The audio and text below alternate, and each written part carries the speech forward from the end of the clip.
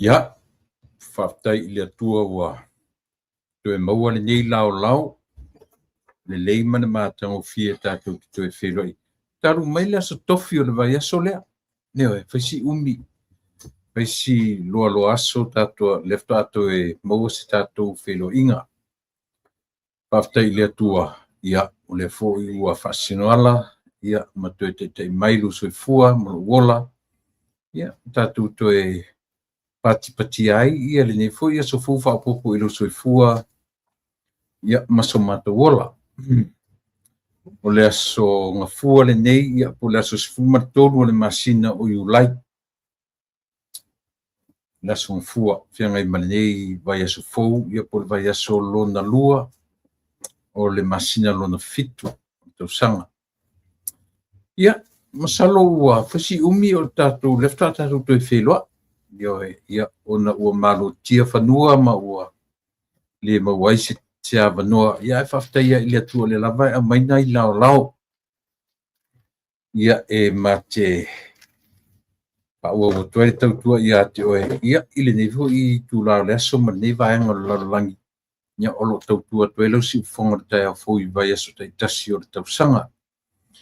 Ia, e ui fo I na misi atu ni na yaso. Ia te tonunga e a fualava o na upo le atunu ue le falalafua le la au, e a fua o le matangi, po le savili, le a te rulo wā o le tau, e a fua I o na tatu wa ai o falala ia la lao o la au, o lau o la au, ma mea wapena, ia wapena fo I le so ia ma le tatu maftanga. Na mafua foi ona le iain tatu por kalame I na yaso ua mawai atu. Oni mafua anga tatau foi. Ua le mawai ai ona whaatau uina. Ia, ona o maftanga tatu por kalame. Ia, ma sui o tatu o nanga mai I Aotearoa. Ia, lea ua to ai tau mai whanua nei. Ia, ma oni maftanga fia foi ma le wheloa I mala ua ma le au malanga. Ia, ma tele ai le temi tala noa, ma le temi se I tawhawhau te isi le nei atunu ua tau ma iai. Ia, ona tue whau fuila, ia leo tatu pokala me pi ona masani ai. Leo ua tatu temi ua sumatasi minuti te ele tu la fitu, ia, o le alava e maua nai tu la, ia, e whau waile tautua ma le au onanga I le temi nei. Ia, ai, tātou peia o le tātou amatanga masani ia e tātou te amata mea lava I lu tātou matai sili manui ai ia o mea uma tātou te whaia. Whawhetai I le atua le na tā totupu ai I na ua na no whapua Ia te tātou umane Ia pepe se alelu Ia whawhetai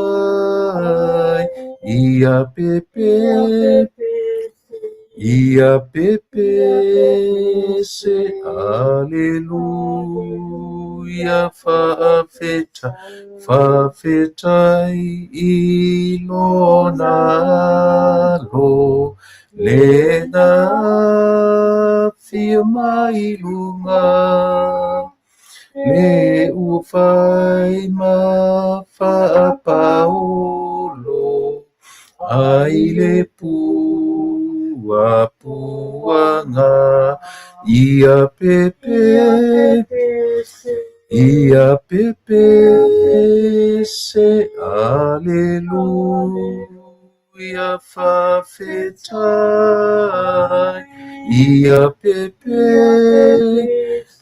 ia pepe se aleluia Ia whawhetai ia pepe se aleluia ia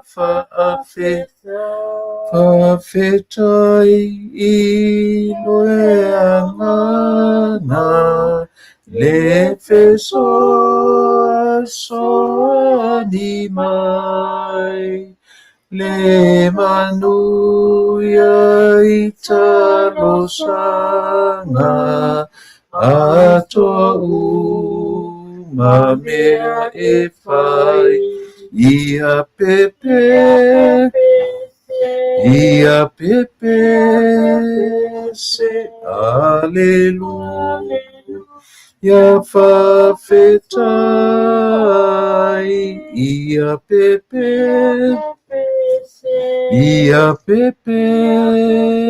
se aleluia whawhetai whawhetelele atua no mātou tamai whawhetai no nalo o le anganga pa ia o lo mātou whesoasoansi whawhetai leola ma le malosi o le aso fou whaopopo I lo mātou ola whawhetai I mea uma mo e whaia mo I mātou lau leoleonga o lau puipuinga o lau taitainga ma lau malu tianga I lo mātou ola I ia oe whapau lau leoleonga lo mātou whafo ma leu whale so se mea mi ia oe lo mātou Fio mai alu nganga e tautua lua whi au ngā luenga o le nei pōsi I ona toi teimi mi ia oe mea whai no mātou whaatino ina ai au lava o mātou tangata I lo swafa Yesu uole mwan au ai ui mangalo mea umata mai ono o Yesu le li iman whaola Amen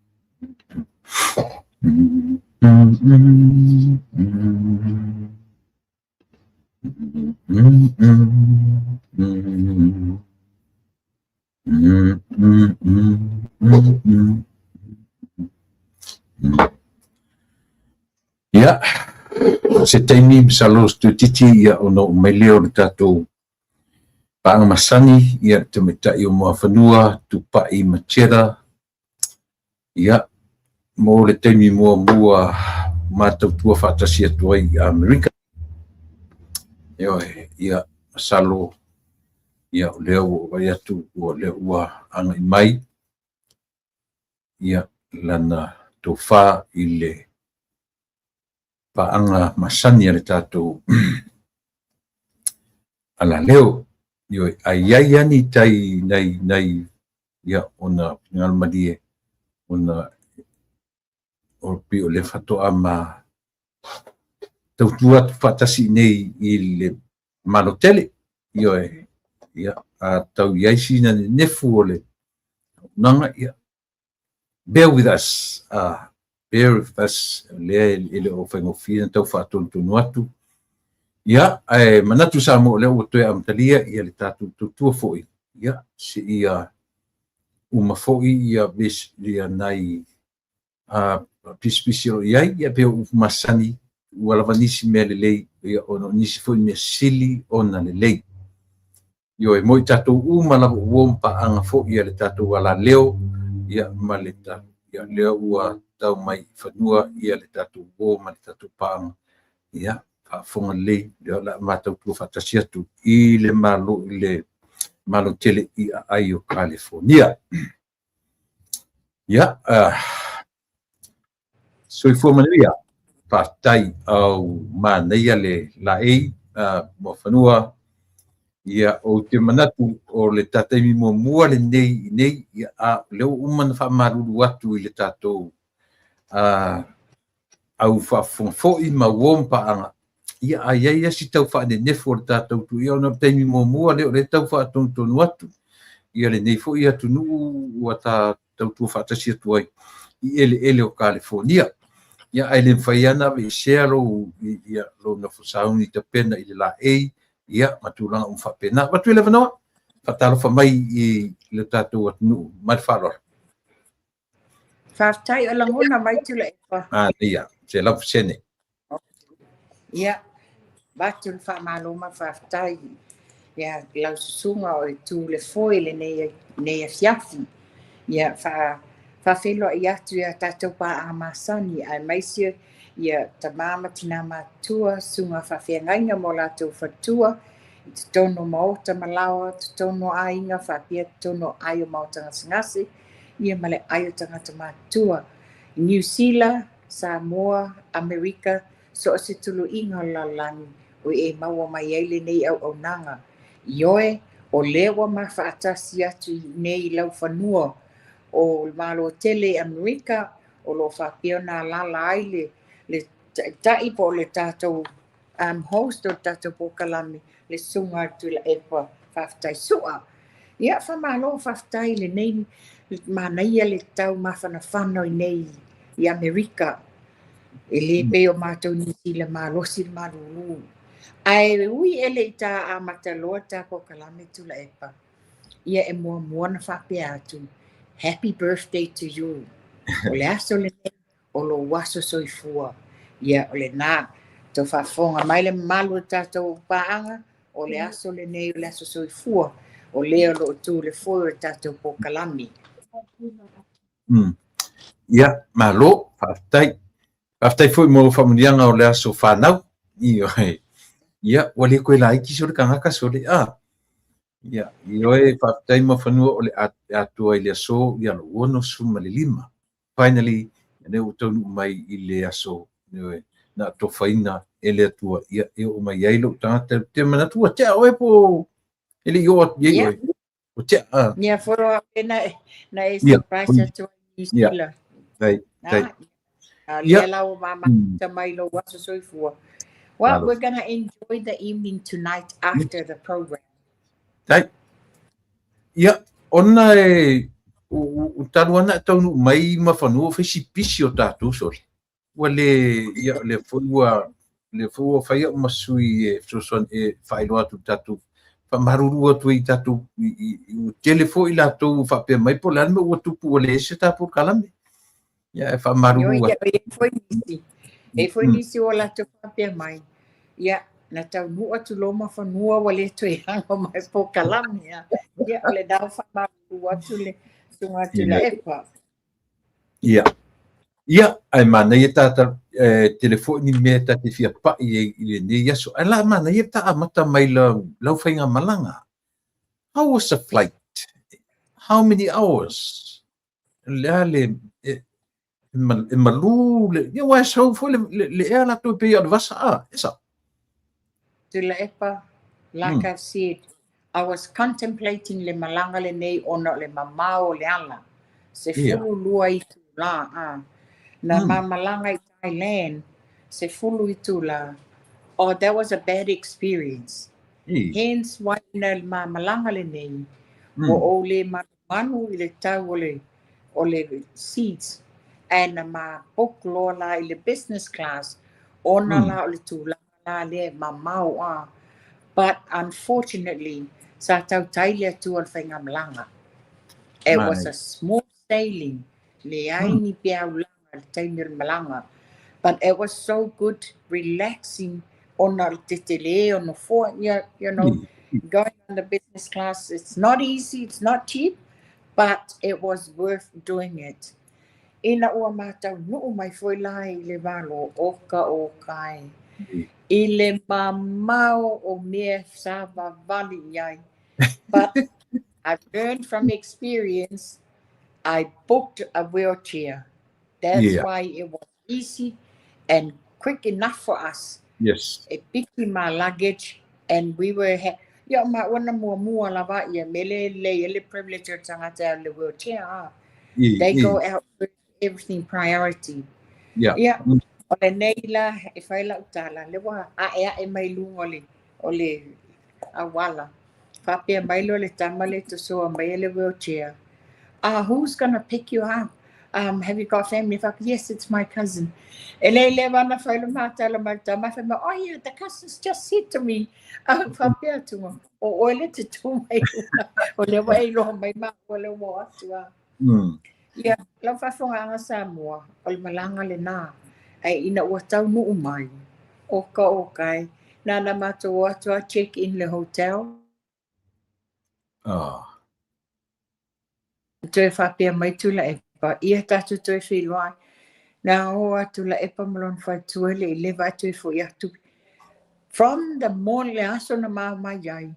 Whatu a mātou I fo I le hotel wa te ele luar wa veao. We were invited to a beautiful dinner on the beach, on the waterfront. Yeah. E whaftai fo I le uso ia Anna Fredrickson. Ia whapea tula epa malon whai tua. Ia Michelle classmates, ia Martha and Joseph Smith, Masoi. Ia sa mato whatasi ai. Talo mai lana tau nuu le malanga. Tau whafonga mai le leo, o le whatoa mau le leo. Mai le asfaraile, to e usu lesto nai. Lesto nai la. It got me off guard by surprise. My husband and I, we had an amazing experience I lesto nai. E pisa le sunga tu le apa tatu wo se ave o lo e lunga le vaale ta o le Queen Mary. And I thought, okay, it's just a normal trip. But when we got there, we heard rumors for tala tu'ula le vaale nei. E whape is the most haunted ship in le lalolang. And of course, matuati runga, e ese foi lo o falangona.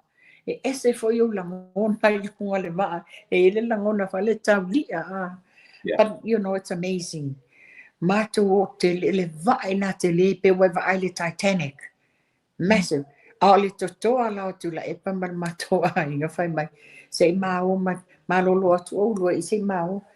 O su e potu pe la tu te vai atu ai ni bad spirit. You know, but again o le wingo le tala. Le tele o mea na whiwa e usu le tae awa e matutoi o mai le pō nana whahi ua whai le dina o maloa o I foi la. My husband was really amazing and surprised and even happier. Wa ave mātou e tula e pama malwhatua I le golf course of Donald Trump. Lena o ai la mal mātou ainga whai le tua malai tā polo.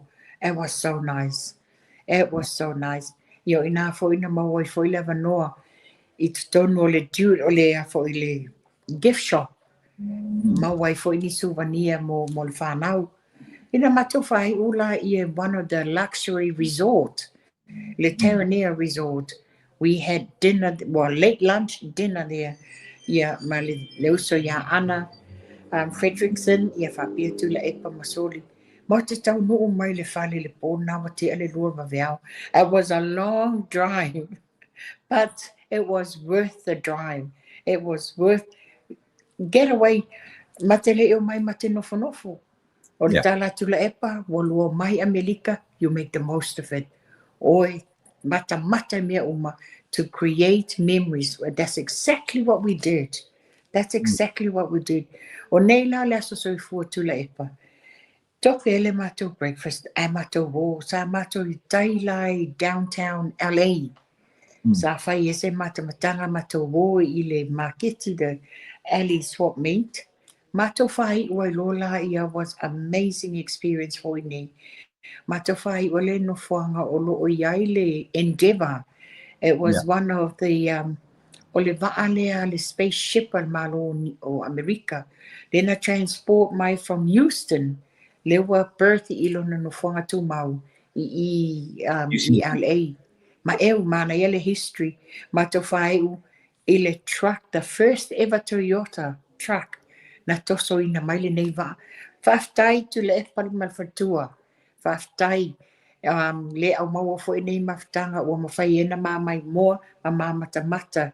And myself, these are the history of malo telu miliki. So we've got more to experience in the last 9, 10 days. Yeah, o se tala lea whainga malanga tu le epa. It's amazing experience that we've gone through. Weta ua Queen Mary is one of the haunted place in the world. Lea langona tu tu le epa. Ua langona mai. Can you hear me now?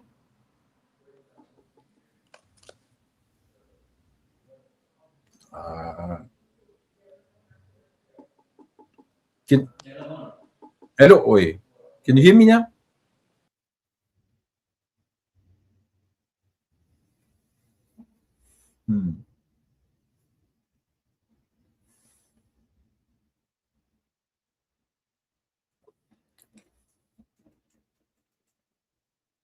Hello? Wow, langona mai. Langona mai.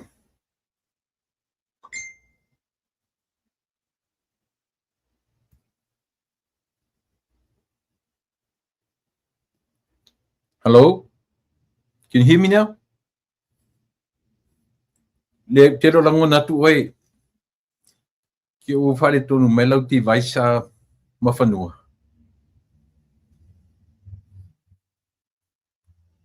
Le ai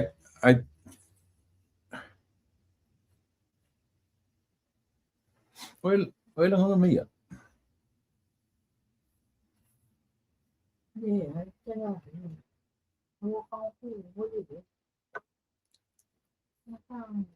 Hello? Ua langona mai.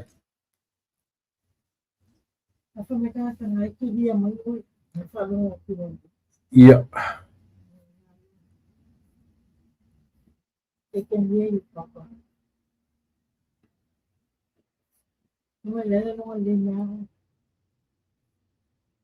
Ai di langona ia. Yeah, I think so. If I don't have telephone.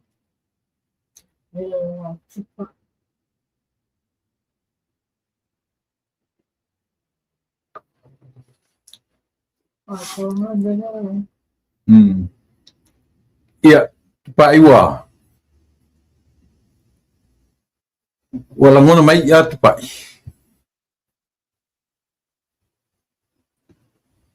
Ua langona mai. Yeah, okay. Yeah, okay. Le lau tau whailang. Yeah. Tau sia na langona mai lau tala le amtanga. Ai, o lena e ta ua... Lena e ta ua mawhanua Queen Mary is one of the most haunted places in Lalang. Na e tau langona, na e tau lia pe na e tau langona, to be honest. To be quite honest, to lepa. Na sila fiele aso leo wa o ma pisi ma ta fe mali e faile ma fa tau te tono le gift shop ale ma. O maloa lua disappear o lua na ma o maletina ya sodi. A teu teu foi mai ta fe fa pe mai. Ia o mai loa le fa tali mai tu le e pai tuoli. Mela ele pa ta tu e fa stato kofe mas eskulini. O fa tu le several out sodi le tina ya sodi. Momo atu lo ele la ma atu sodi. Na tu ale fa to e fa tali sodi. Tau no mai lo sodi fa. Le fa mai tu atu le lungo le dek le pana ye tu. Ma sa vale ale ma sodi. A fa lo e sa la fa lo ngona.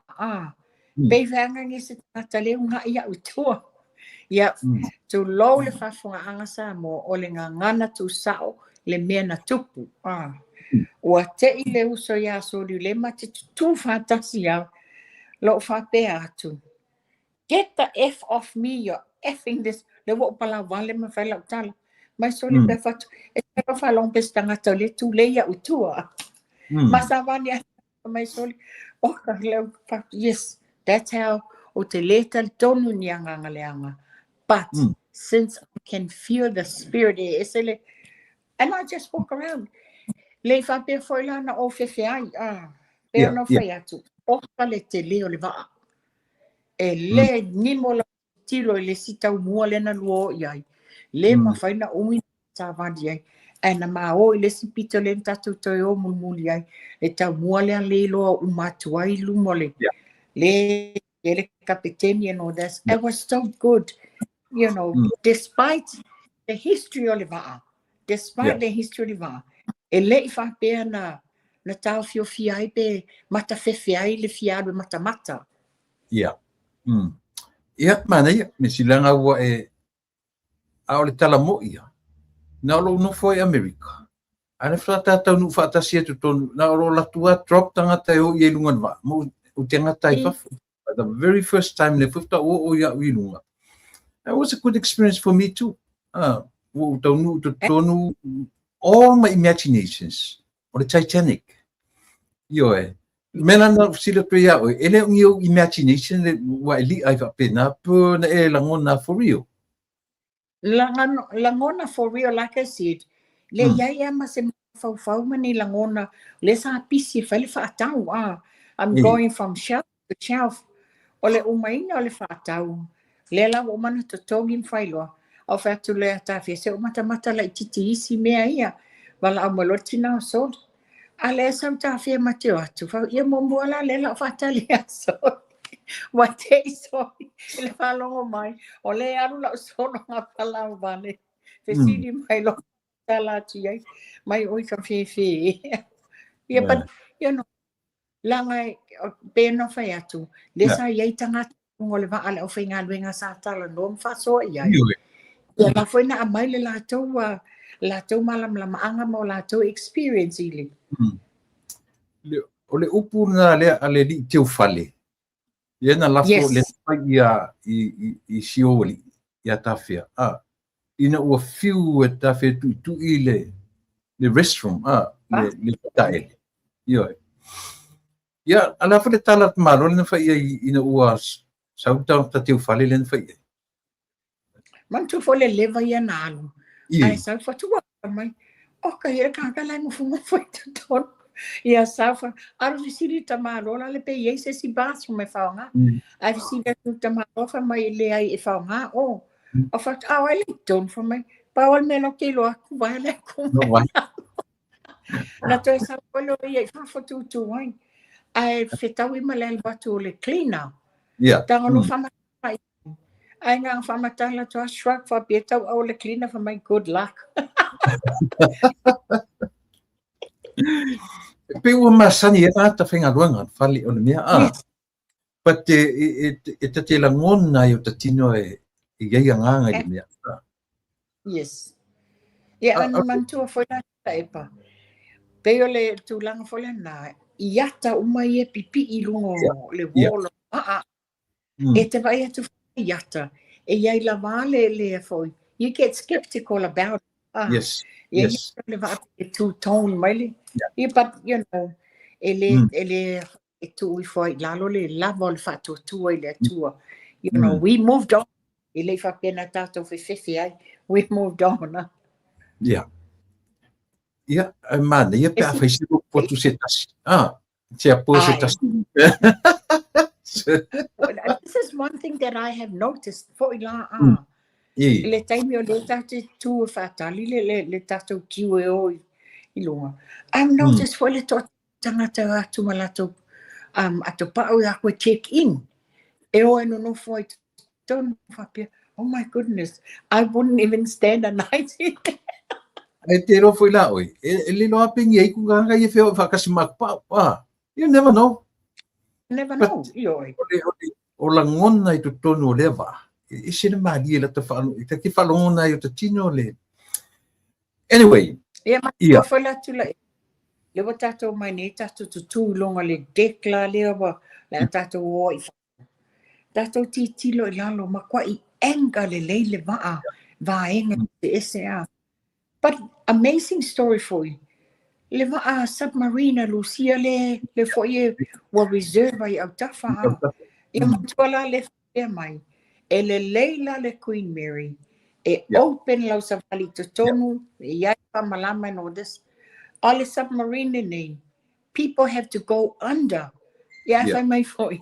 Oro i loa i foi ni spirit ina. Yeah. Whapea a. O na si halu i lalo mantuele e isi. Maka wis kasi ka mai window ke sa oi fa ma enter ma sole. O i le ai la. I'd rather go to the Queen Mary lo le alu le submarine a Lucia le la.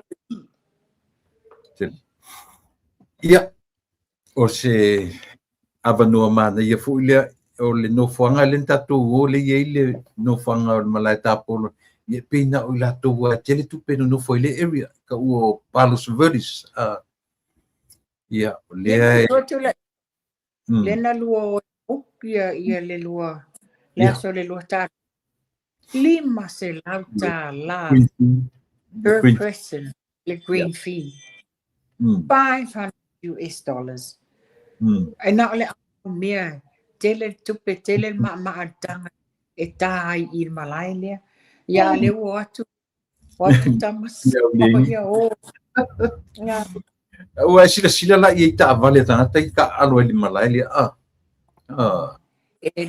ele fatu salieta se lau titi lo le car park e loa to inga tangata i onga ta ia e le se tangata whanga nge e le lon tamau ai na te afodinga to inga ta vale ie e whio ai tama ia ia paftai fo ile tua i si to fine fo ma waia vanoa e waima tatu militino i le vaenga ia o le Terranea o se tasi fo i sa 5 stars resort i Palos Verdes o se no whanga mana i telefoni na no foi ia celebrities fo ia ma ila tu i le vaenga ia man tula e pa bo e tu ua mato i lumo le main entrance a e anu lo e ta vale a nana uoso to ai fafo mua tau lau titi lo le Lamborghini ma le mesa la fatu tafia po la wata la ta vale ela po le ata send her to le manzana from wow mom that's yes that was the first thing that caught my eyes you know what also fafo matavani amazing ta vale nei tangata o lo dine and lunch in tonole fatan malole le resort eta mai these are not just the local people these are the people way above that has the money fa nga mana tua foi o tela mala ka polo e o ye tara foi ata fe o to New Zealand io si kali tua ana le ya o sai mai ya fa mano ko ia orina ale o matura i o le mea fo lele mo fanua le tatu ye yana nei tu sa le va le tatu ele entiva o le ngalu nga tele le va le o satellite le vatiatia le la ye mo GPS le ta e sapile la lo langi ato ia le wono mata ye maru va ai isi tama I truck na to so va it's only a small truck but it's a V8 5.6 engine capacity 7.5 it's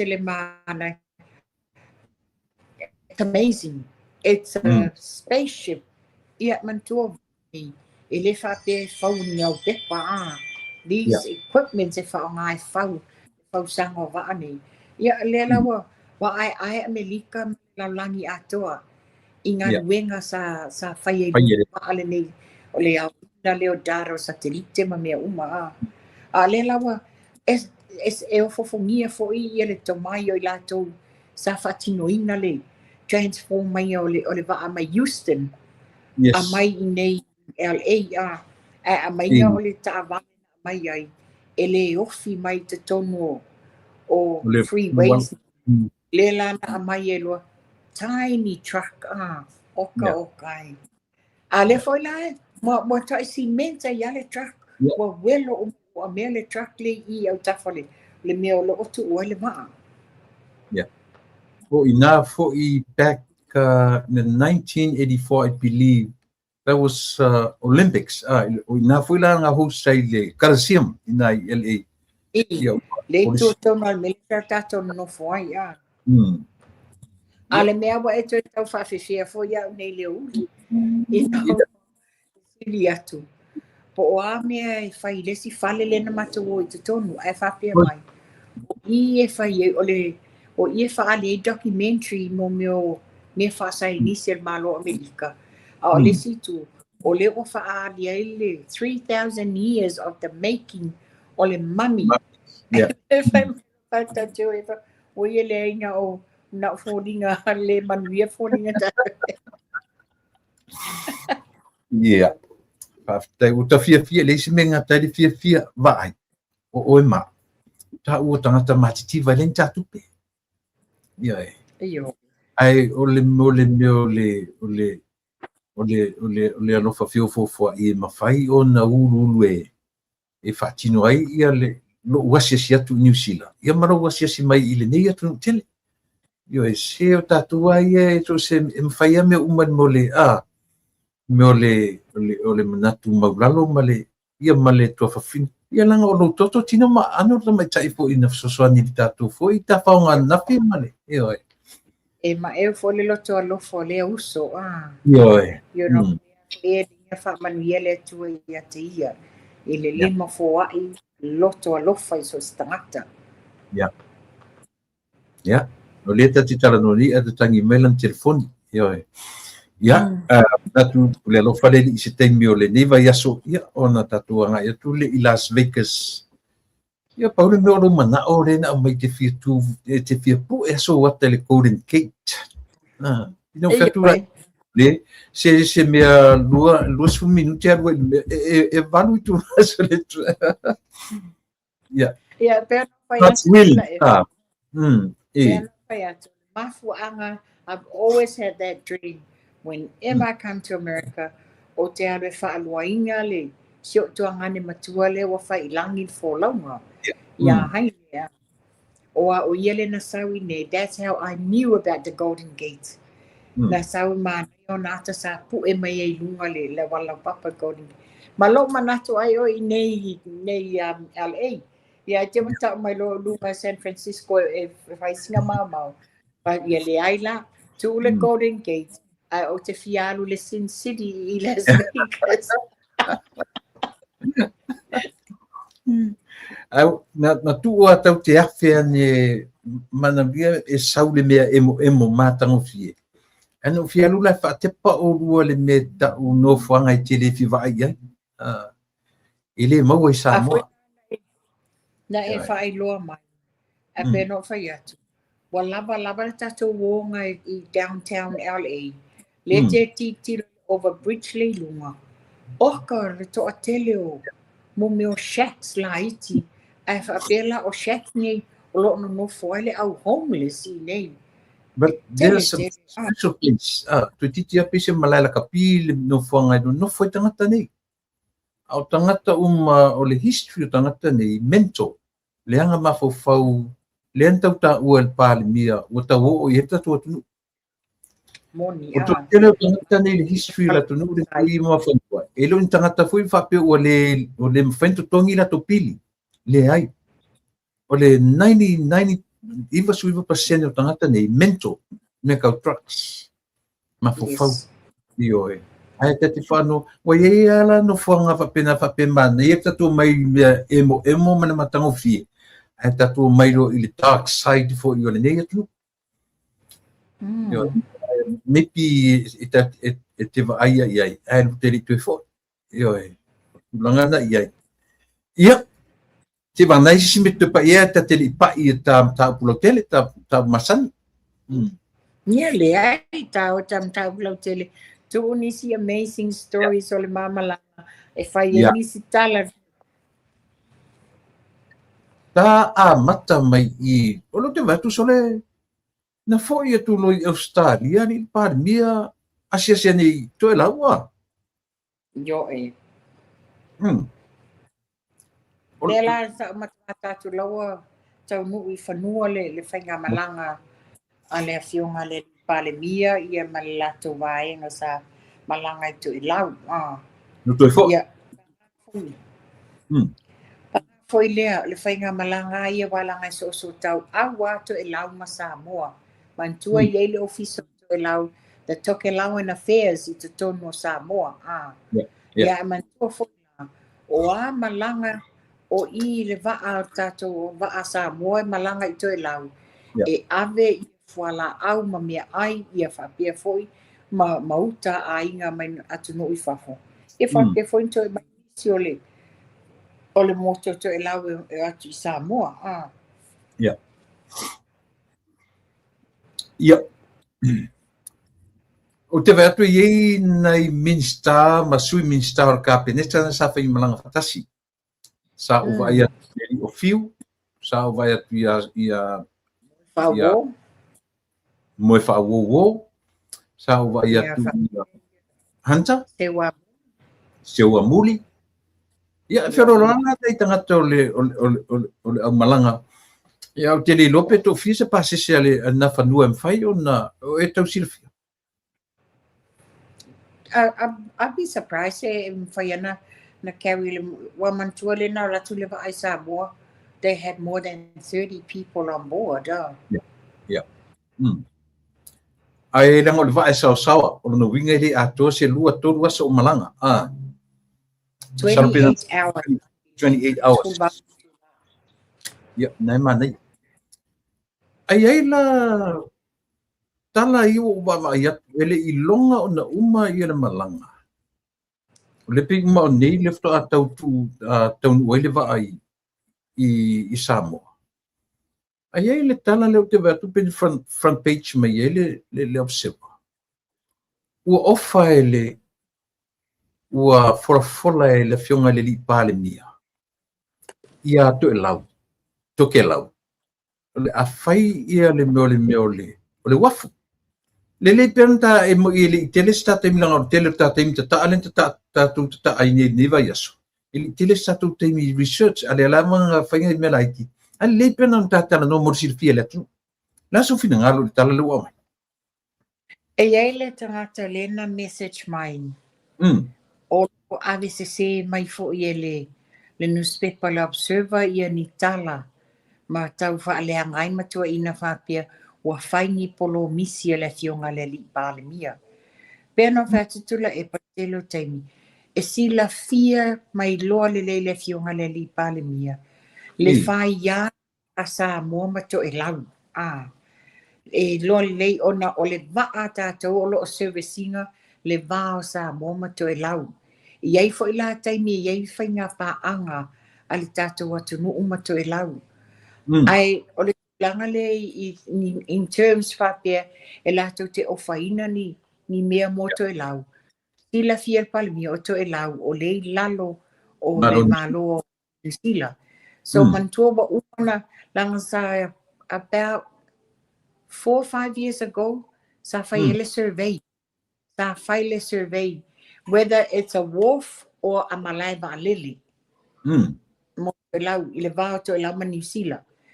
Peila tulangana, I'm not quite sure po lale outcome whether e avele fa mua I le malai va lele pe avele fa mua I believe e avele fa mua I le wafu ona ele se o nga ele e mafaina se e ni vale tele so most probably ole offer le New Zealand a lewa ave fa se e foi we pe no fa atu ta tia se ia foi tau no I whanua ma whai se malolonga le fionga le li pale mia. Ia ona tātou sa ili le po le ase tala sao. Ia na tu watu ele o se tala le ma malu o tātou au whaafonga. Ma whanua pe tūranga fole le a ole I au maia foi. Ia pe fofonga ina le fionga le li pale mia in tu susinga wai le tu mo se ava no le media ma le fionga le li pale mia. Au oi ma tātou uma psychological thinking. Eleva lea le li pare mia o le ana na ofa ina yes au I la tatu te loai le onga tele o le mo le fai o news e au noa ma fetu nai pe tala fia ngai pe sao ele anu sa fo se vai o le fionga le lipalmi ana ia forfolaina a le fa tapo ia samo Pea no whatutula e po te leta tonu. La fionga le li palmi alo o ia si tia the protocols, the procedures and Yeah. policies. Mm. O i whaka o te whawhetai lava tula epa. Mai le Yeah. ta ele o te ta tonu fo e te ioi ai. Te whawhetai li whai unga le wawhai le fionga le li palmi ka puch uma le media Samoa. Ono lea, to ai ngā mea le nei. E leo mai a mai le a mio tonu ma le mea sao. Ai o mai e taula lama le mai ngō lātou tala. And I know na fionga le li palmi nā te si la fia le tūlanga lea. Ia, mana ia. Ai tātou tātaria o te ele mau le tari le fionga le lipani e tari me o te rona aui mai i se vanga tustusia na malo po le savali po fera ai i lo tatonunga na o ele feita wina i oe. O le pani o tangata e lava le fetala. Mai le mawhaino na whaia se whai unga whapea. Ana whanongo mai Samoa. O le me te le. Ia. Anu sa e ise ko e lau fai kala o i tu lou le mamadu me ano toke lau. Ai te le fo di sao toke lau i le atunu o Samoa. In fact, o lewa e fai mai nei tula epa. O le ia o le numera a le o lo fa o le ofiso to e lau. O ne masani na mafso tai. Man tu fo le no fai atu. Le na wo te i le sa o le wala au e wha amomoli mai ia whangu whai sua na to e lau. Mai lale le whau nunga le o le ofiso to e lau. So it's a good, le wa e wha soa mai. I will get in touch with you tonight. That matapo kalami. E a mai sanga a. Mana ia. O tātala noa fo i atu e lau. O te mantua i le tātou o ana po i le. Moana. Oh yes. Te whaisau tala fo i le i niau la ngona. How do you feel i to tonu au maili atarea? Tu le pa mantua fo le no fai atu. Ile tatou atu no nofo a. A mata fa solo a previews ma mea uma. Ai ina wa a mata lona screen mai le ata. E malingi oi mata o na whalongo atu le usunga mai o le pese lotu. Na sau le background. A mata mai ala i ala. Pea no whai atu. No mata mua le ata le essence of Fiji le fatal malo i fiti. O pea wa 5 tau sanga tarwai. But during that time of my matai, and not the real people, these are animated le whainga le ata. But it was good to see the real one. O le ia wa to fa fonga mai le mesalo no foia na nga usua pese le te vaka o ka pese malo sita fia pese te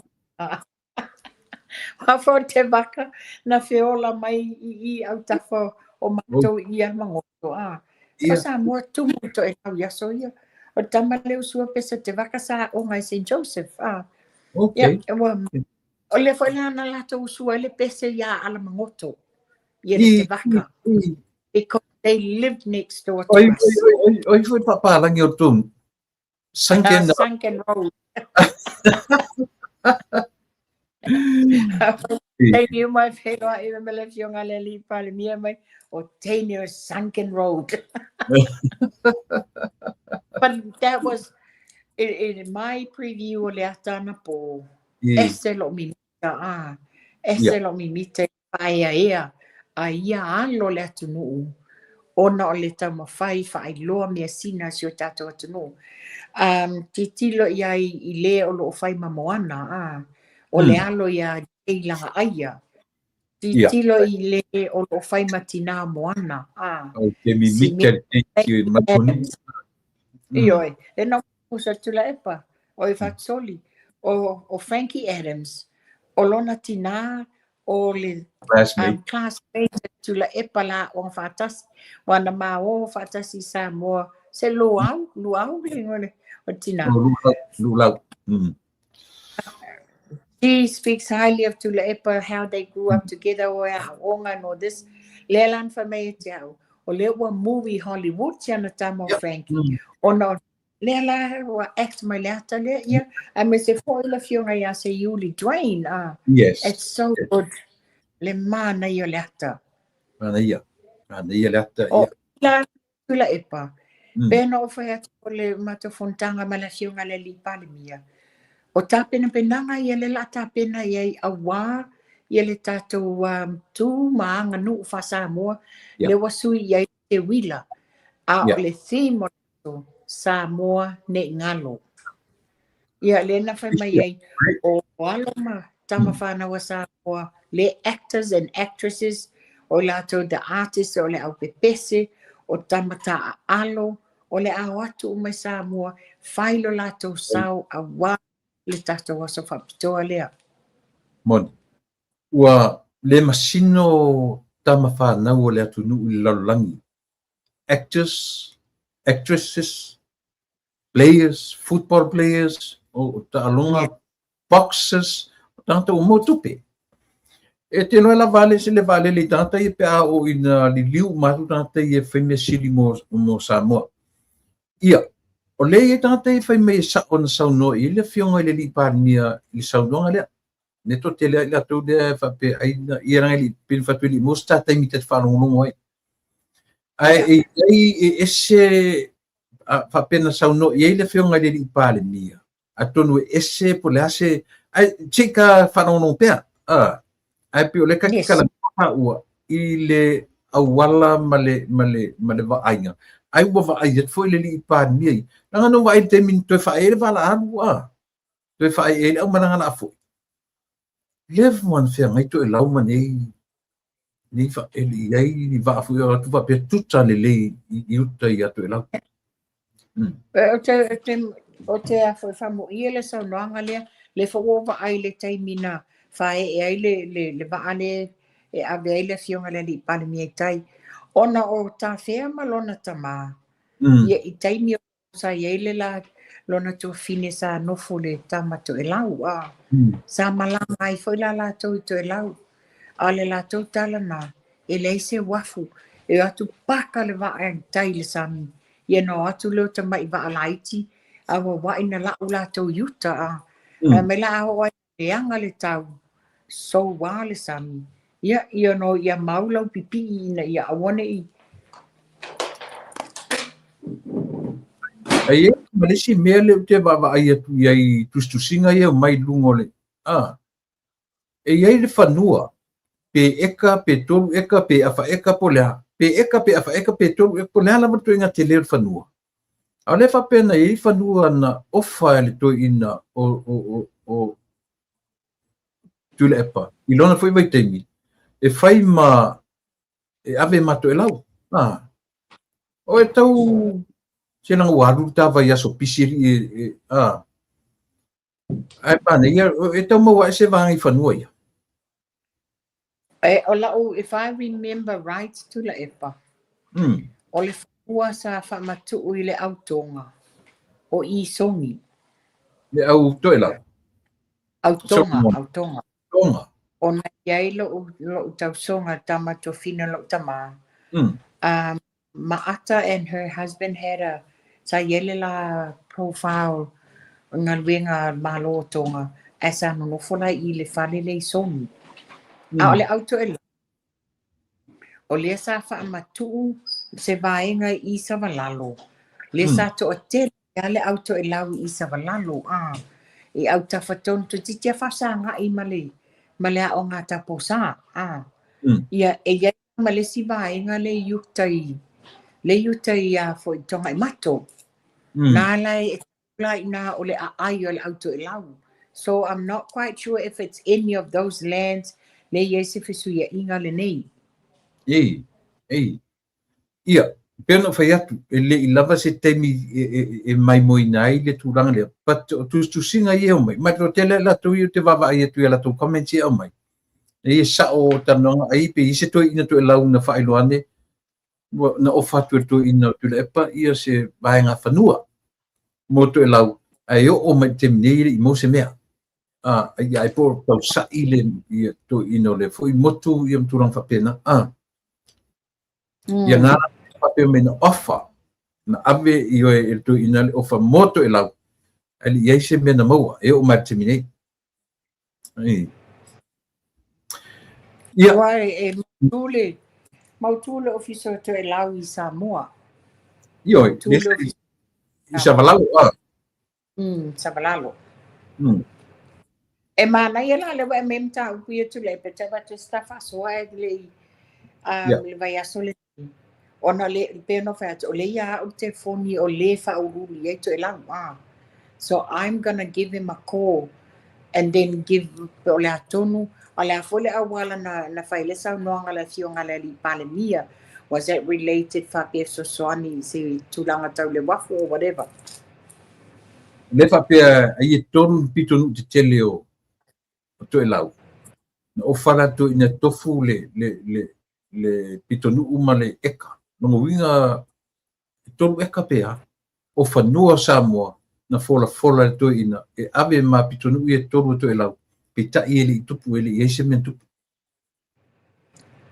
Larry ma o nuia to elau o nukunomu a tafu yena malesi we're gonna find out more yeah mena u langa le ua faita po kala meri i ese temina ta anga i temina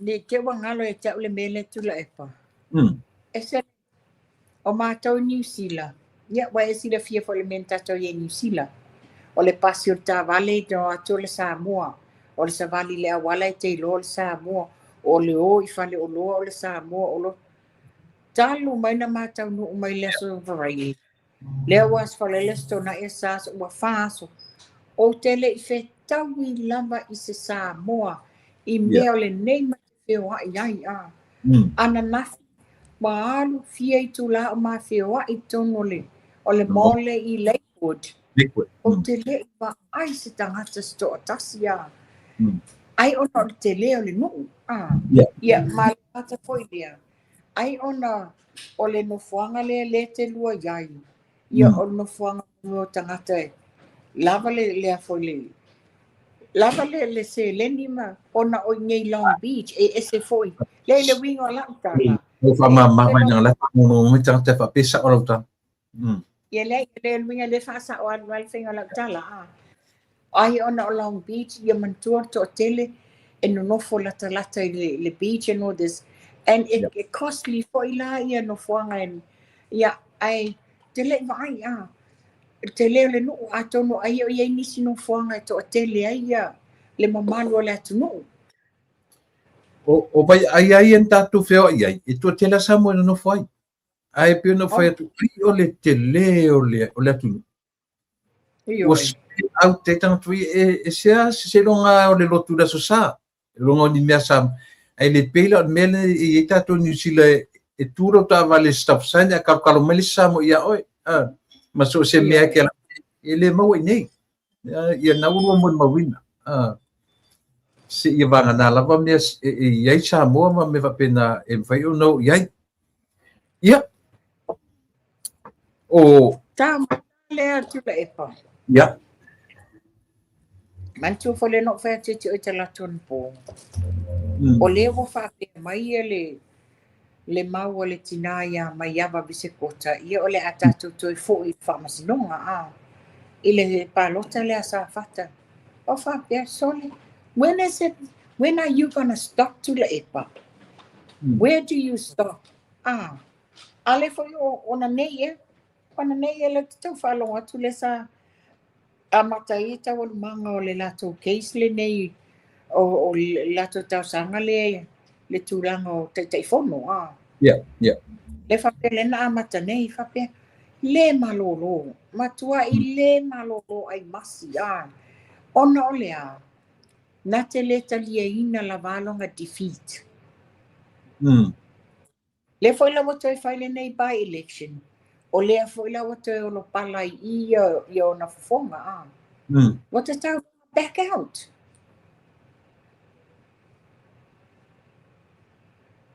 O le atele ai toso whapau tono whai unga a whamsinonga e whai. Ma tuwai ai na whai o le focus a le whainga malo. O le atina e ina o le atunu. O le focus a le whainga malo. O le puipuinga o Samoa mai whala au whasaina. La whaafewhea na whaatau nuu ma le lei e sini tau awe al whainga malo. Pea whai o le whainga le nei. Toso whapautolo na naita awe lea tau sanga whamsinonga. Awe le a walewa o na taimi. Tele o mea wha le tonu sa ia whaia. Lalan me lotu la mai nei. Wa vavelo na tustusi lima. Ana il whainga malo lea. Just because he can't trust himself and he thinks in la tele trustinga le fionga le li palemia. Let the Prime Minister rule. Don't whainga malo o leo se eleva al whainga malo. Ma whanua li whetua se manatu tam tāpulea. A o lea u ia tia o e sila mai le o le whasolo le na sam oi. Na o mai si uso to le foa. Lau pule lea. Whaftai tele mo whauso na su mai manatu fine ia. Whaftai tele. Ia se i o atu foli malanga ma o ula ia na malanga mai. Ia na mai si uso ia to le foa pila li o miti. Ia masi ona fatua. Oni te tuarenga whaftai tele. Ia mo le whaoso na tau au ina mai. Lenga te lea o i whaitanga. O lava. Ia male oso te lea li i mawhanua li. Pi o le whao ngā tutunu atu na whaia tātala. O le whai mawhai atu me o wantua. Ia lenga te lea li i mawhanua.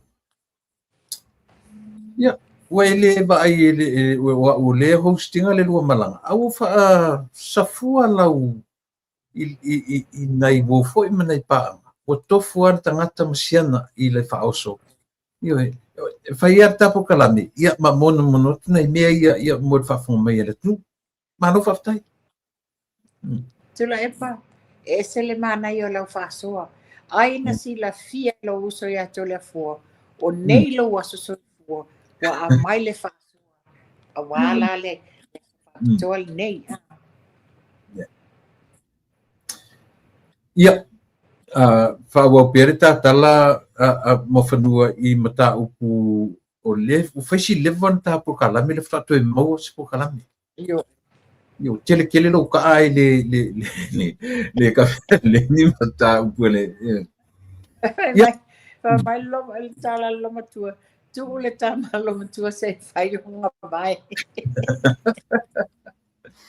ta ole mele wa ta ua o le va ai fatina o e ai o tina la sau sila ile tina fo isa fa aloma tele sona fina ngalo i mai lango inai tu la epa se lele fatua tu ya peta ile po pesenu le wa fuli ma wa mailan saunuanga wa o sui ia te pe an me foi le tangata wa liu le olanga ia tala polo fole le ioe ina o maua le li o tauta me umana.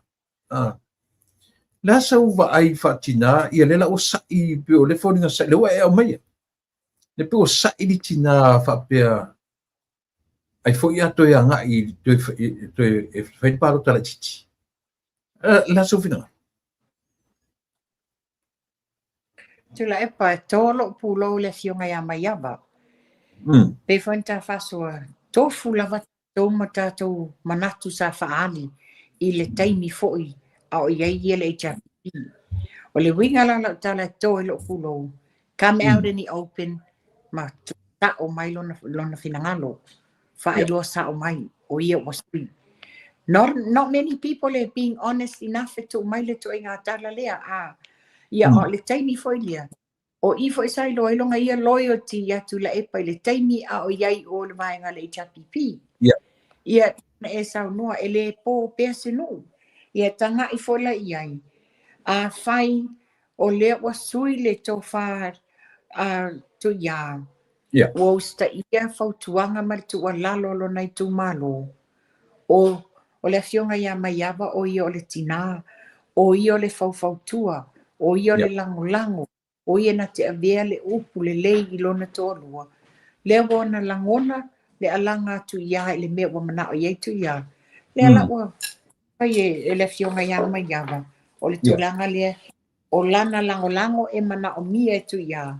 Ai le o le tūlanga lea o le toso whapautolo le mta upu. Langa e leo le mana onga leo le tumalo. Mana ia. Au le sa ila lea. Le tato e anga itasi le sa ile wa e amaya. O le ase manatu o toi ina. Wale lawa o whapea mai. O le aba ai iai i le temina tuwhaere tupe lea. Lea ua wha maa vael tameta i sa iai i le komiti len tuwhaere tupe. E tau iai se feso o ta ingo me i lau ava vai. E iai le langona masao salo ia te ai lesi fitu o te whape i fwai. Ia lava lo whatu toi le tua. Au o te tua ia fwai le mari. E le ine fwai po iai ni a fwai. Ni whamatau i lea tamari. Fua. Tātou te le loa. Whatu ai loa te lo mea nei. Pea ho o na manino le mata le vai. Ai tanga i fwai iai. Ia ole a whai fofolanga tu ino tula e pavava ai le iai. Ele i tu whaina e le fionga ia tu iani tupe. Ele i tu whaina ia. La iai na manino lava le process ale malo le tapenanga o le tupe le asa fata. Ele whapena na o le malo whamatu atu lo. O le mea whafta iai. Ona sa ngā lulue le malo. Ma le bank.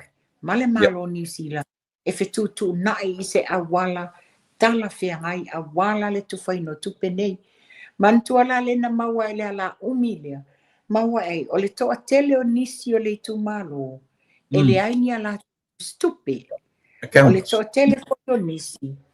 Whapea mai, toa tele o nisi. O lo i aini la tono no ngā tupe i to tono o whare tupe. O le popo lenga la lea.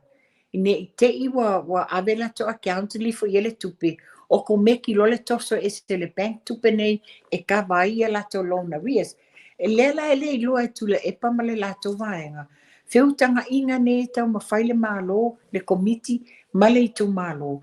Ina ia whaale leia tūlanga ia ele i whaia. Lela na to e lo mantuana tu stupe le mea len tau whaiai. Lena e lo to wha ina wad ia e te lo inisi whawhitauli. O le o mawhaina saini le siaki. So mo i la tau e le aini tu stupe.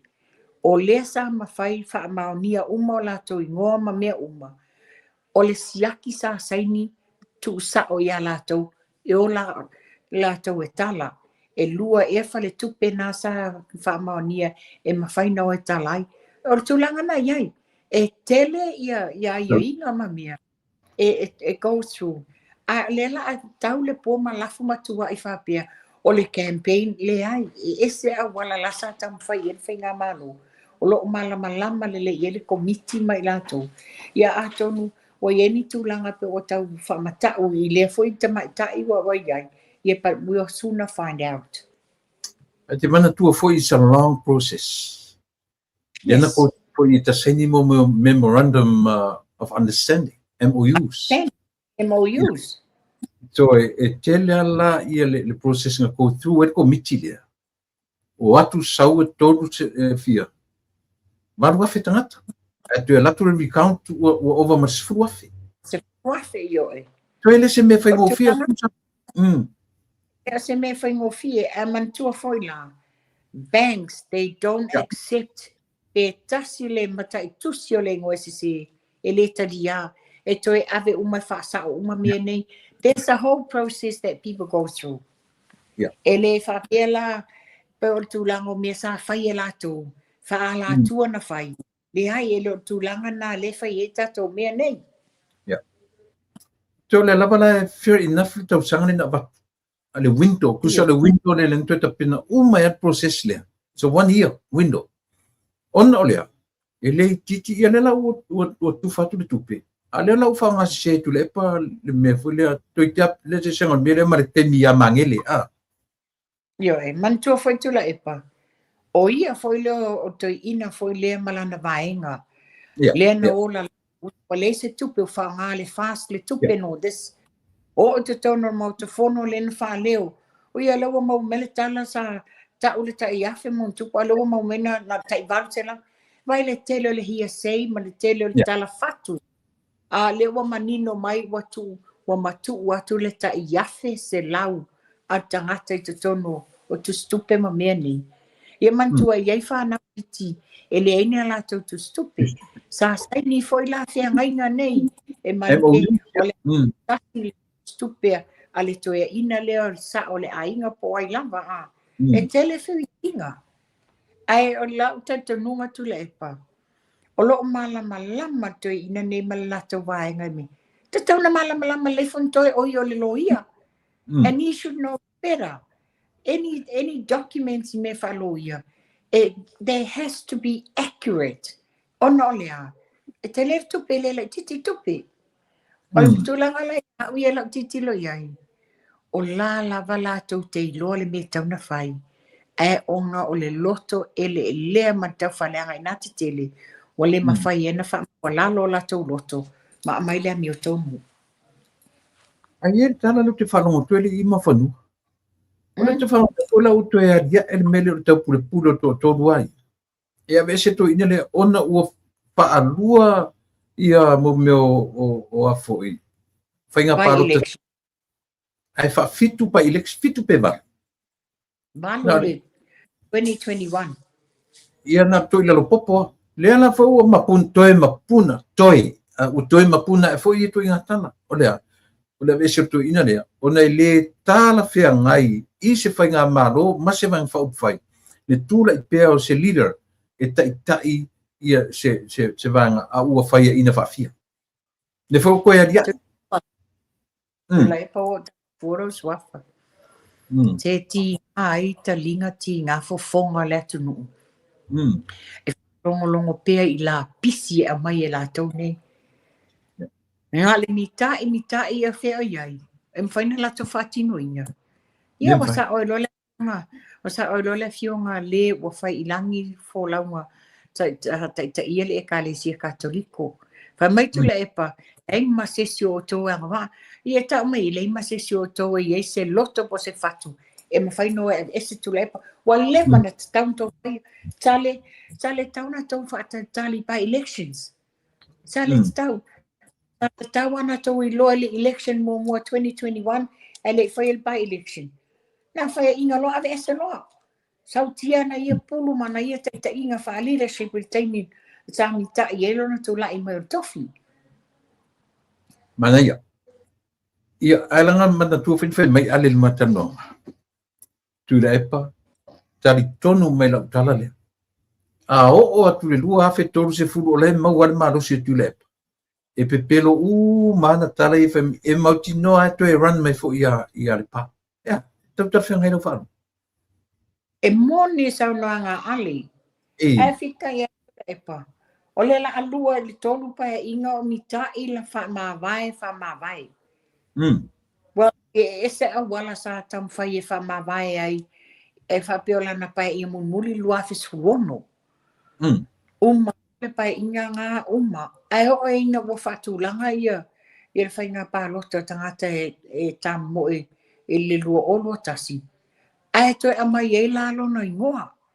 A le mea lena maa ua whapea o le ale alu. Ai o lo nata di i le la sa we tawa a le wai. Wawa ngai loinga. Le watu la i mai i la au le mali e toa. Na form up lo ki e le fast. O i nā la lea na ma ini e lota ma i vai o tu le epa. Ia. Tau mai I ma whanua te lo se umantua tu le po ani ta upu e ta pena mai na i whamio end. Leo sui le poa te policia ani ai mina le Samoa Airways. O lea pei o le tasi lea tangata the CEO o le I longa foi ona o tele ai ta lafo company vale le mawhainto tongia I le vaitaimi o fawo. a leo whanau atu ua whamei ua suia, o tere rola po ai le CEO fau leo le atu. Ala su whiringa, lea se ta tianga o ta tia lea mai.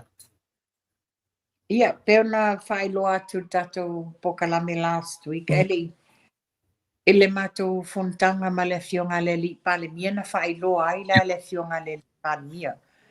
Ua tō fia nei le board fau al mtanga luenga le, amina le, vaenga le Samoa Airways.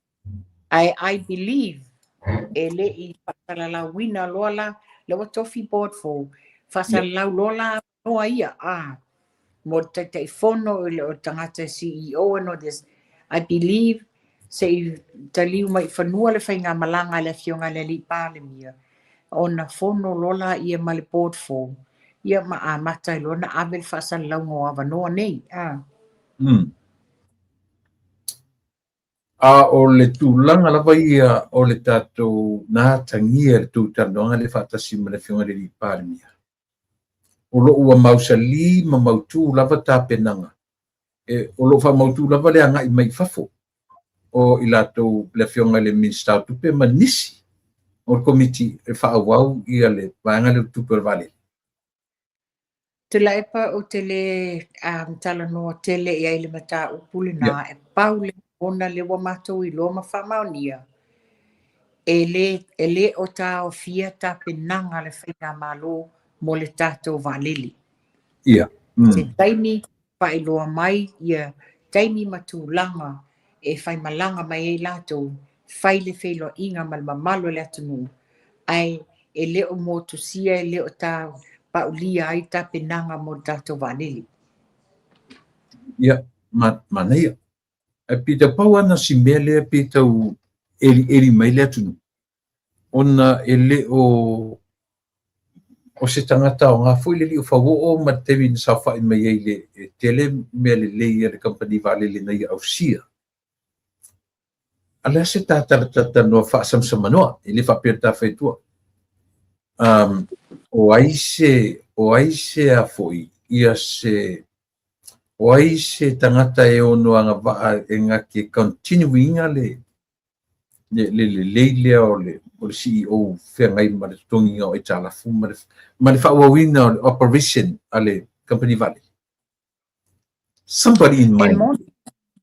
E moni o le fionga ia whawo o se tangata fo wa leva lava le tomai wa leva na ngalue I te tono le airline ia ai o loo iei fo inisi tūlanga pe o ina le lua fesasi ei fo le tāpenanga le whainga malo e le tātou valele ia o le la watu right now I believe o le interim in charge ia whawo se I maua ia tangata e take over ai o le toinga tangata e tauna take over o le tangata e lava lona tu mai le whaasoasoaina o tupe mauale ale a foi le aviation ale valele ia matupe to tongi ai ia expenses al valele ia ma le tupe mau al valele wale fale o leo mo le anga I lumo le valele o te tonu e titilo mamau le fionga le li pale mia e mai se la foi la to le tonu le board e la to te appointinga le tangata e lava to mai lava le atamai ina ia mawhaina whaasoasoa ia le tupe le tatou valele pe a o le tūlanga whatatia ia fufuanga al malo. E iei langai o le li o whago o te tau lau lea observation I lona mawhau sangata le lei e me se fo le managing o me tau tupe. E iei le o tatonunga o le li o whago e longa mentality whaatangata CEO e tau mi aile me o le to get out of the box of your comfort zone. Tau whapenalo na I lau lea te tilo e a foi e musu volele e papai I vale tele ai ilo na mafau o valaiti aia e na te whaire development o se company valele e lab e ngafatia vale laiti o na tutongi pasese o na tutongi e talafu matinae pat o le va ai malo e fafo atu le box lea o te tonu la o ira le le differences le ai o se va inga le foi le o ne tatou fe mo challenges o lu I mo le lumana I man viola na so fina E pei fōringa mai, it's in fear of resilience and new transition. Yeah. O le tūlanga le titilo iai. This is the time, this is the day and age o swinga fōu. Swinga fōu. E le mawhaina tātou I loa, ma maua se melelei, pe a tātou le laa I lunga. It's escalated up the new transitions of tulang ya titilo le tawidinga le olanga I langi. The new technology is coming in. Whaiala le wasau le new technologies upgrade mea uma. A le la tātou nofo I lalo I tamai wa alele nei. When is it more going to be uplifting? Tulanga na le e whoringa mai, he's got that fear of going into the new resilience and transitions of new technologies. Ia, po fia lava le mea le anga I le mawhauwhaunga o le malo. Ia, talia, e te tau talia ro tatu anu, talia Samoa ia wanoa nei. Tatu te la e sei male timpusa le tau te masani ai. Nā tonu la. Ia. Ia, I sistam tau pui na e. Tu lepa ia mana ia po pasita po kalame ia le afo le famanianga na mawe Samoa le saininga o le tato partnership le talonga la kapiriki ia. Faftai fo le fionga le ia male minstala o lango talonga. No mai la le atu la epa ile live la le wa lungo o penga te whailangi. Le wa tu le to o le to I tu malo Oi to o safari ile ta la so fina ngalo ia ile mata upu e ole mata upu tu ua mantua e wa lua e tolu tau sanga taluai le fo isa fa ia sa fa I tu malo safari na ave fo tuanga I le tau ia le ainga le ainu u ia mea mai le Ale foi la le tu lai mai. E stanga tana sosta e me te afa mai. E te I le tutu watu. Te I le nobody knows they are coming. Po ai na whalonga. Pa me te I le tutu wai. O le fata ma wai foi. E sa iei tau songo tawhia mali. Sa whai ei foi la tau no foi e sa pari. Le la whai mai. O te iei foi le wa ai ai. Mo o le inosia ia. A se fai sau tala to o le tau I tu malo le tula. Ia, ele fou ia mea. Le foi ni whanonu uma ia Samoa o whaile whautuanga fo I sitasi fo o tama le malo, o fisa le malo I tutonu o nisawhai, tonu I le isi tu wala o le matu lava nu. Ia, o te manatu, so se taimi tu la I se to o se nu u whape, ele na on mato nu fo, e o fo I le tō fio anga. So se nu u lava, e o olo ina langona leo le nu, e iaila mea te tele ua tatau o na whatau nuina. Na lapata ia siungali lea, na lapata ia mua e se tasi fo I o matai o le nu, le isi fo I fuaiala. Tonu lava le mato nu na lapata ia pe tai pe fōringa mai e lei talia ina le lei mai le inofo le lei pe o le tenila le na toe whai eisa o le mele na tupu le tupu wana nafi po talato nafi mo whanua mo sifia langa o le temi anu kara no sa o lo isa mo le mato nu I se tasi fo I o tangata o a inga manu ia ma feso ta iai ma waile tar sa o male me wa mai o matai ele ainga le na fai le lua ele vai so nte nei e se ser tala le amai na tupu le na te amai vai so nte nei on tuat O la fau te epa o te fa maunia sa nonga le na ona na ma so ta I ma mo ausa Bird Mackenzie Sa o nala le sa faila mar sa faia. Sa taula na yei sa tonu mo sa na. Yes, la lesa ai nu ua ia mo au sa. About 2 weeks ago, going to 3 weeks.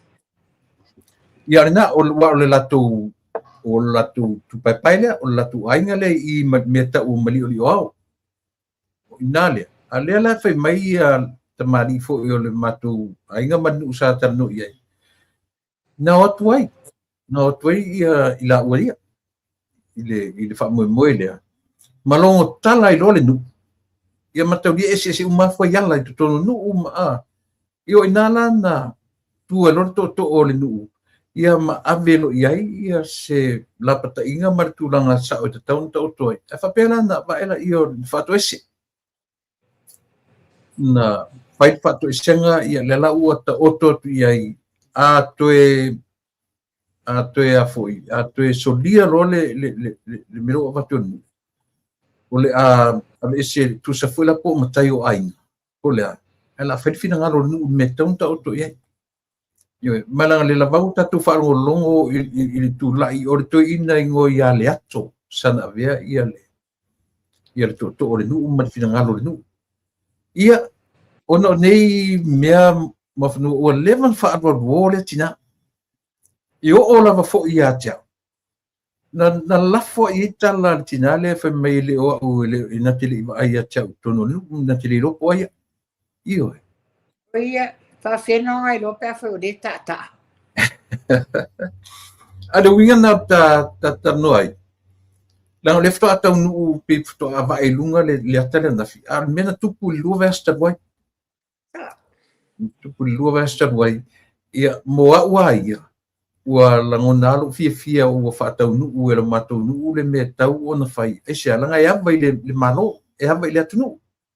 Ia vai I ta I le atunu.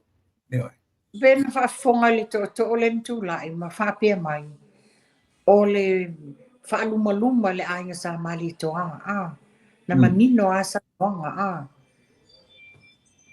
Ia o le ala vale mo le nu ato ala o le lana o le fa luma ina o le fio anga ato o le mana fai tinale mele a te sira fia foi ta uro inu io e ta uro so fa inu ele ta ua sisinu e ta sia le mate o fesa o inu o ia matu sa pali I o le valana no fo ono le nu ato io ia me e le sisi pe o ta o le atu nu le na fai anga ia fainga a le fo I unga.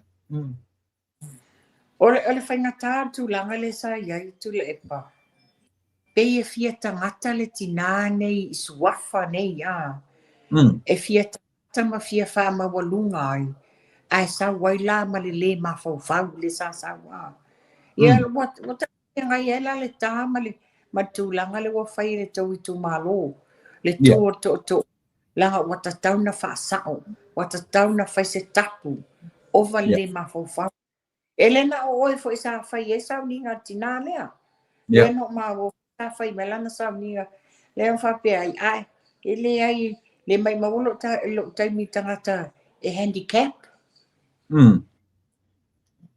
Se vai ia e pe mena le ua mau ai ava no le ma oi loa I le tamaita oi lo foi meni o fai fina ngalo nu ma fio sole e tau ia fa mo tangata na te fa tau te ava no ia o le tu langa fainga tā ia wa ia le tu pa le o matou tina oi fai mai fu o tatou o le pae ma le auri a le solo mua ia le fa tau te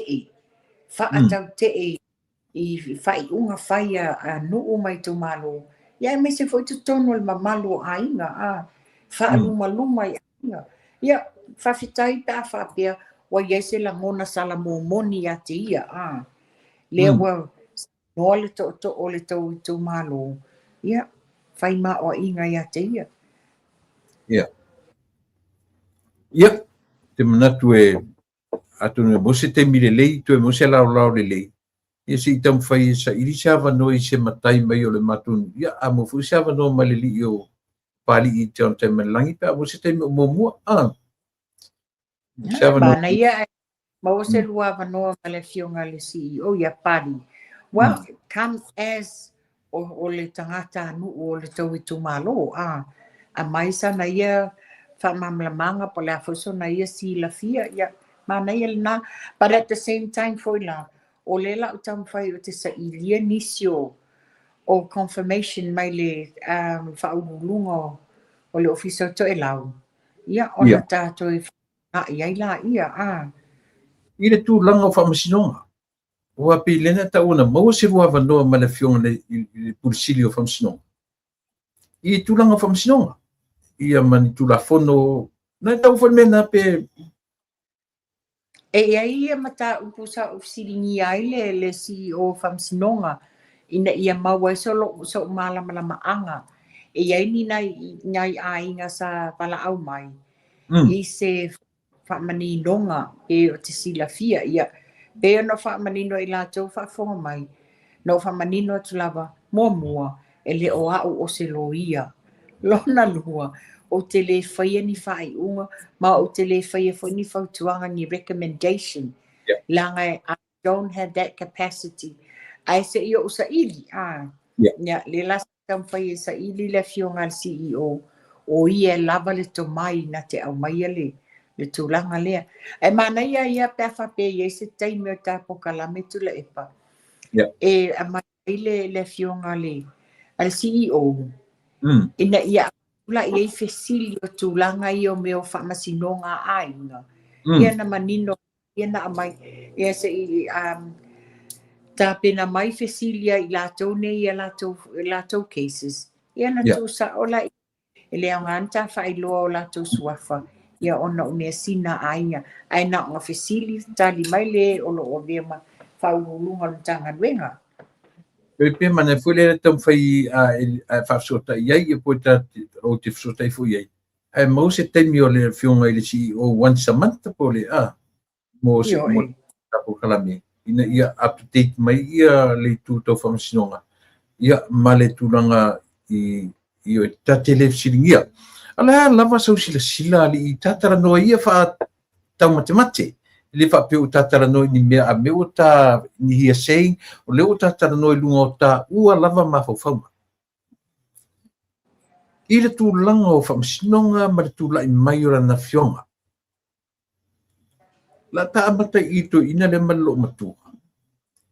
Lea ua lango lo matua ia to ina. I le tangi lea o lo ta pena nei. I le tangi lea leo manino ele to e lo matua matuina. Na te sila fieto ina malo matua leo te tano atuai. I le whamasinonga lea lo manei. Leo o pipi. Ua whai poipoi i atu ina le malo ioe. I le whapeo ta whai atu se o toso se veli mwhais whai piponga. Le ilo na. Tata no whai poipo la manatu mau la langona. Ia mau la vaenga. Le aso sila. Pe a whai e tūlai mai i se tūranga lena mauarta. E se tangata tusia le tusia lo matua lea whamasino. O whamasino si nia one of the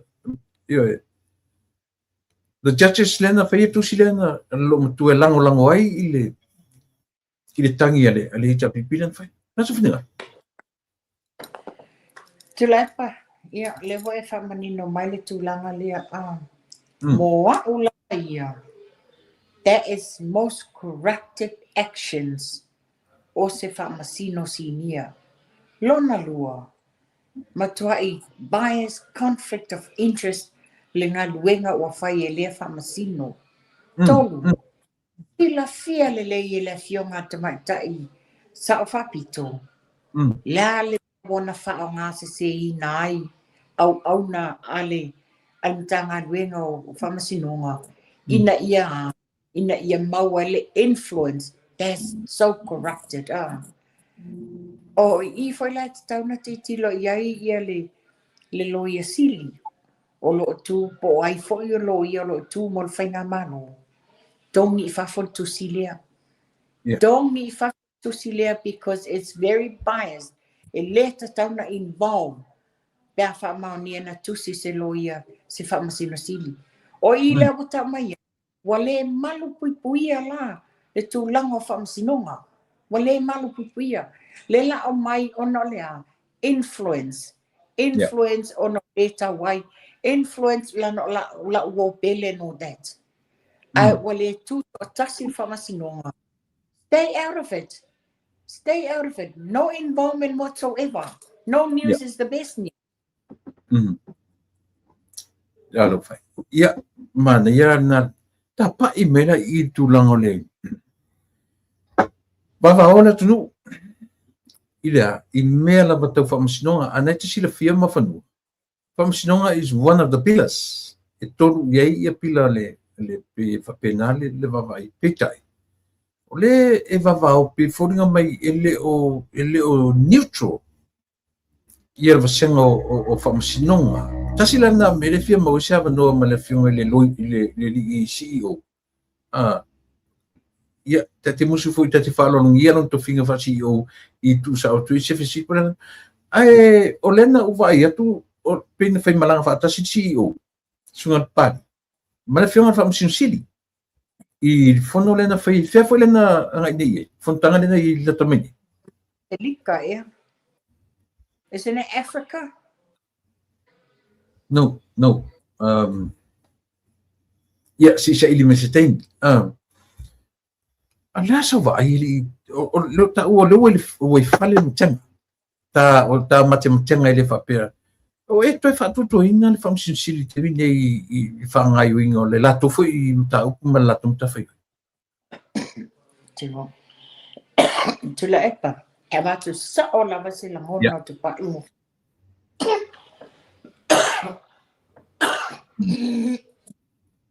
Ona tulanga lea. Ina ua o le langona le la ovatua. It's my personal opinion of how I see things. Number one, I le case lea va ai lua. Fasale le akua. Sa le tatau wana iai se involvement a le whaamasino sili I le case lea. Aisa, conflict of interest ona ea tausonga. Ta le tatau wana iai, ta tatau na step aside na ia. Take over vui Clarence or nisio I lato ai le io o le taimi e a foi whamawai e ia vui Clarence. La he ta lava ia whamasino lato to take over ina. A la mena iai. Le ili. Wa tatau nai loa whamasino sili. Lona tūlanga whamasino. E le tatau na involve is a case e iai sona sootanga po sona pitanga. That's how I see it. Sa tatau nga step down. Lua. E o foi la le case o fale alili. Sa le tatau foi na iai le whamasino sili le case lea. Ona ea, o lana sootanga I vaenga o le HRPP. Iona tausonga. Sa le tatau lama, ina ia avoid ai le tele o whamtalanga le atunu, ia te ia. Sa le tatau na involve. Ai le ngata lea, sa iai le whatutuanga le atunu, o ia o se tangata na te whaia la mi o tonu. Ale mo manino I. E le ai la, e le ese tulanga le tulai mai. That's how I see it. Well, le iai fo to overall la I mea wo ma ai iai matulani. I don't have that trust anymore. You know, I fear I mata upu tai tasia a inga ma. Wa lewa a whai e a mata mea I. E a mata mea I cases nei. How many other cases o la a o wha pi o ia wha pi ele whaingo whai uma. O tulanga na tula epa. Ia. Matamo fie. Pena fai atu mawhanu o ta ua opinions. Ele ni whapene hearsay on menta whalong iai mon. O ta ua ma ai ma me o lo tula mai I te mil nei. So ua le ai se, ua le to iai se trust. Ele ngata o a umata ma le majority o le atu. Ia ile tūlanga tau vaenga tau whamasinonga. Ola whatu lo whatu le lei atu le epa. Sango. Whapitosa o case o le whai. O se case a au. Ai whasanga alai I se tausonga po sesi tawala mai lai ele Tulo wa ta sa ole swafa ya vai no. Ai fa ta ta ya fiongale. Mo to te lelo polinga. Whether I have evidence, the truth of everything, te lelo polinga because alea loinga ole a esif ole a wala ole a i le fa ingo. This is just an opinion ole fa ali me ye tutupu mai E te lele fianga o nei mea wa nei a mea uma tau mea tau so tanga a mo fanua o so o tanga nei ia te sila fia fo so tanga nei e tau ne ai e fetau i malelo mtua ta fanga ia to ina malelo mtua fengu fina ma te me tangata ta noanga tau te olo ele so tanga ba bala lata fa le ainga al sa fa pito fa pe fam sin sili o aina mua fa ai lo al so tanga lea ina ua malolo le palota le lua olua tasi o aina mua fa ai lo al so tanga lea ma sa wale ta fai mua amai lunga tula epa mua ai lunga tula epa o ia na fofola inga le fala mele lo ma lo ai le fasi o fia me langa fa au ia le fam sinsili e tau songa la to matua ma le fionga a sa fa pito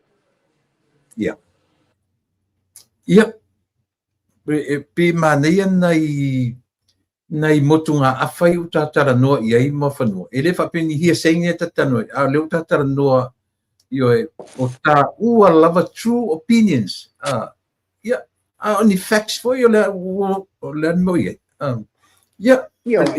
ba nga tau ina o fingali le ai o le tulanga na le wa tu ai tula epa wa mai a tu fo ile tele motunga afa sa ma fa ia pe na fa atu o fanga tata po kala mela le sa tele tatu ta fa ave ma wa fa mata a le la se ta mai o le fanga fo o le se ngo taimi se ngo mi fa ye so ta ia tu da to mai le fa ma ni ngo le me e so ta tu ta to nei wa le ta na fiala ila to by the time for you vala mai la to wo le taimi moya nei but we will try our best in a mai nino wa sila la i fenga tale fenga i ma u nei tu la lona mena pe le ye to pitonu e la le ngata le la i samo ia taimi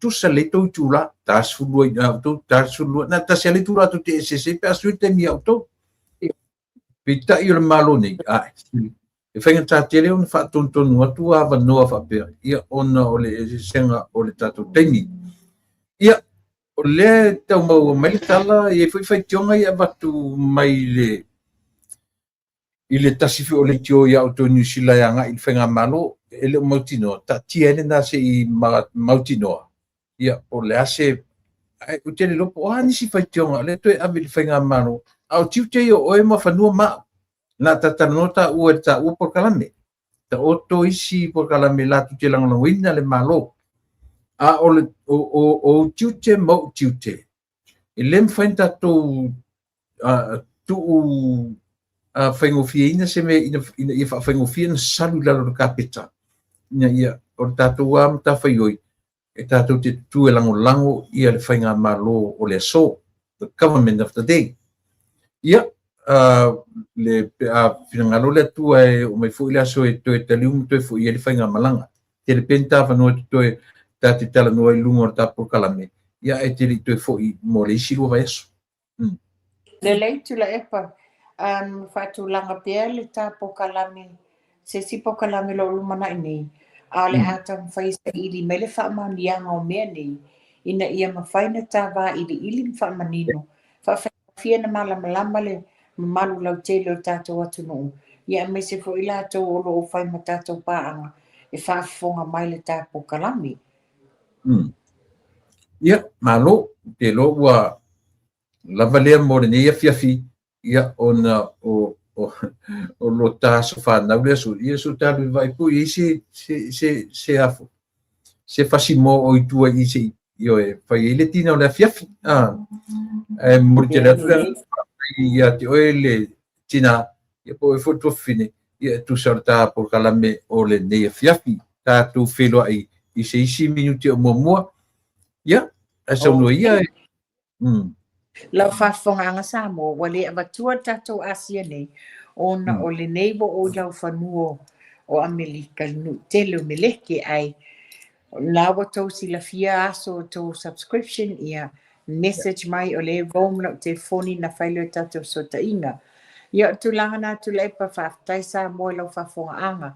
Ia mana ia foi le tawhaonga nei atunu lo o tawhele susu malimeli pe ona ta ua inisio I latou. Ai mai le to tawhele susu malimeli a mātou New Zealand. Le wa tawhe nei. Le wa tawhe nei ia Amerika. Ia tulanga na iai.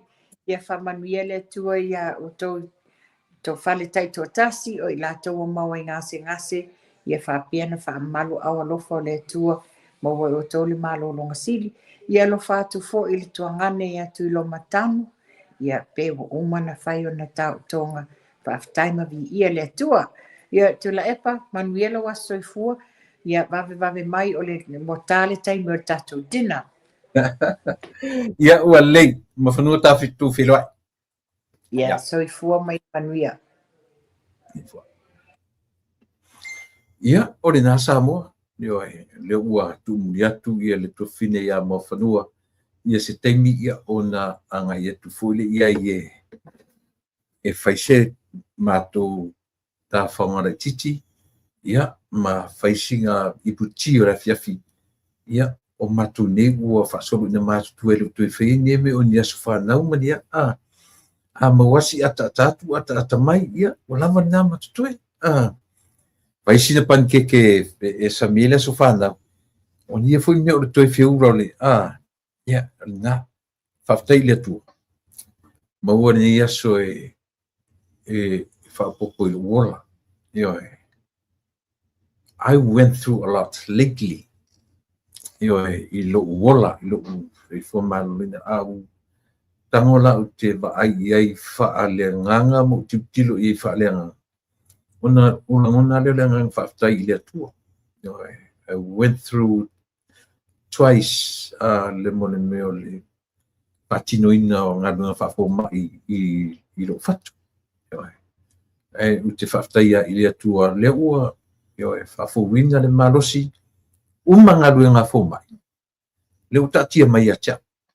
Le uta oto mai a tia. So far so good. Matua I lewa ngadunga anga le leia whoma I na whaswani e le tua I te oto. Umana whaila o 3 triple bypass. Toi whai mala pacemaker. Ewa ngadunga whoma I le ua te oto mai I a tiau. E a tiau le le ola. E a tiau. Ia le lau tano tia te utou I lo ua sofa nau le aso. A toa ia I lo uana sifuma le 5 tausanga. Ia le la sisi mesili. Le sisi mesili na le whanganga whaafetai I le atu. Ona o awanoa. O whomai atama mai o mone mawina. Mai le aia sisi mea sili mananga whaafetai. Ona ole. Aftai fo I le tupu mai o me ia tia leo te le malo le lei fo mai. Le lei palmai, le lei ta penanga li fo mai, le lei ta penanga tamai tai fo mai. Le ala le sala fai. Thank God it's my birthday. My 65 years old. But o te minei, o reu te feelinga pi sotu tu e talavou, I le malosi le tino, malosi male, malosi whafouina. A whai o reu te tala noa tu whape I ate oi, ai te sila fia, e go through the same, tu inga maile e maua ia. Ia piu tale e mafu I whamtala le mea ua piu tate e lau whape e lea mai fatu. Iwe pere ma ar fatu. Iwe ke I mea. Paule mea whaftai le tua o leo tu e maile mana sifo pena vai atu. Samoa o lea ua te au mai lea tua lea manu. Ma au mai la le mea. O lea, it's on me now. O au, e le a whalangolango i ai, lo o i le varsifuru, lo o le iwa sifuru. Pe a whai le lei o na o whatau teia i oe. Le whatafou, ma le device ua ia chau temine. Ia. Te talo mo tatu por kalame, e oe. Ma fui se teimi, tala fui mo te mita i mua whanua, o le li o leota, ia pe o ila uia o lo ofisosfani mai fui i le tatu por kalame, ina ia mawhai o no matu whaia le ngā ruenga wha manino, ma ngā ruenga wha mana malama, ia awa lava lau whita wha ponga, ma lau utu ngā vai, Samoa. A fesili o fea sa e utu vai ai. Ioe, sa e utu vai, ioe, ile au vai o si ufonga o tai afo. Whaila e mau atu, ioe, se vai lelei, vai manino, ioe, te inu mia, ma wha malia i nai le whingana. Whaftai i le atua. Lama noa whaftai tele o maua tala o le oto e fo i whanua tatu le whionga le li pār mia, marana au malanga.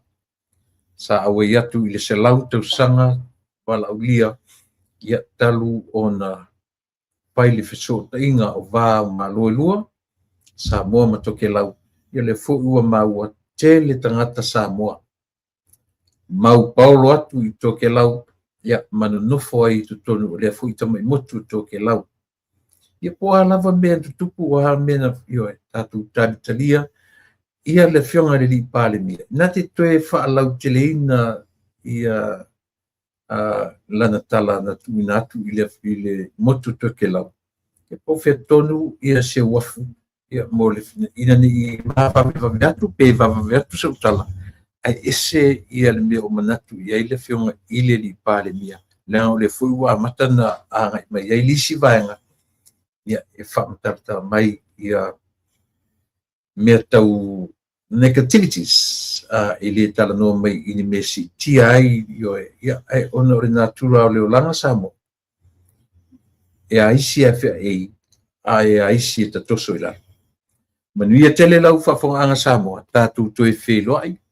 I se taimi ma se tua so mua au le taimi nei. O loto o na masani tuila e pa whaftai li o sua. O te whatofa, wha soifo atu Samoa, ia te oe malau wha soifo ia mai manuia.